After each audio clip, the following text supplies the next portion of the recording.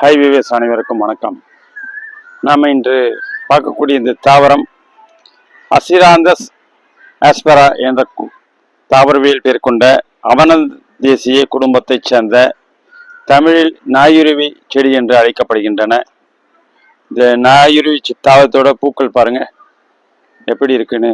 இது ஓராண்டு தாவரம். இந்த பூக்கள் பாருங்க. இவை ஒரு மூலிகை தாவரமாகும்.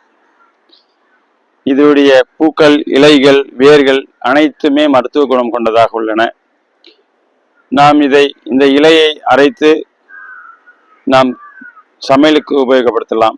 அதாவது தொகையில் என்று சொல்லப்படுகிறோமே, இந்த இலையை எடுத்து சுத்தம் செய்து நாம் ஒரு வானொலி பாத்திரத்தில் எண்ணெய், கடுகு, உத்தம்பருப்பு, காஞ்ச மிளகா, புளி போன்ற சேர்த்து தாளித்து இதை எடுத்து நாம் ஆயிலில் ஃப்ரை பண்ணி மிக்சியில் அரைச்சி எடுத்து வச்சுன்னு தொகையில் யூஸ் பண்ணலாம். சரி, இது நன்மைகள் என்ன? இது எத்தனை வருடம் வாழக்கூடியது? இது ஓராண்டு தாவரமாகும். ஆனுவல் பிளான்ஸ், பெரனியல் பிளான்ஸ் என்று சொல்லப்படுகிறது.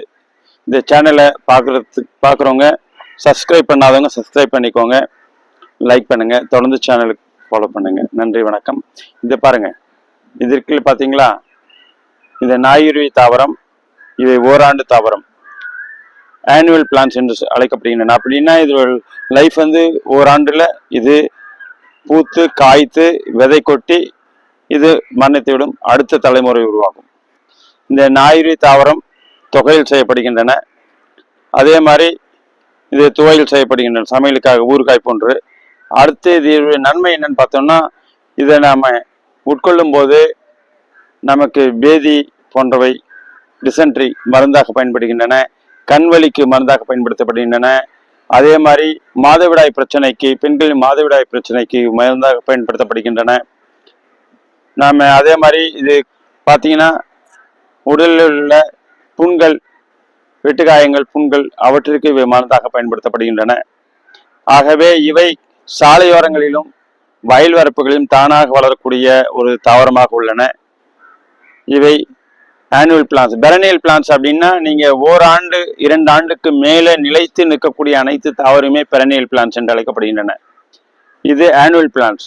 1 வருடம் 2 வருடத்துக்குள்ளாகவே மரணித்துவிடும். உதாரணமாக நெல் எடுத்துப்போமே, நெல் 1 வருடத்துக்குள்ள என்ன பண்ணும், அது விளைச்சல் வெடிச்சு இறந்துடும். கோதுமை 1 வருடத்துக்குள்ள அதனுடைய வாழ்க்கையை முடிச்சுக்கும்.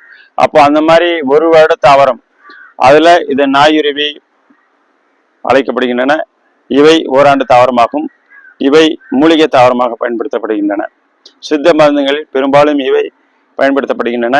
நாம் இதை உபயோகிக்கும் முன்பு சித்த மருத்துவரிடம் ஆலோசனை பெற்று உபயோகிப்பது நல்லது. நன்றி, வணக்கம்.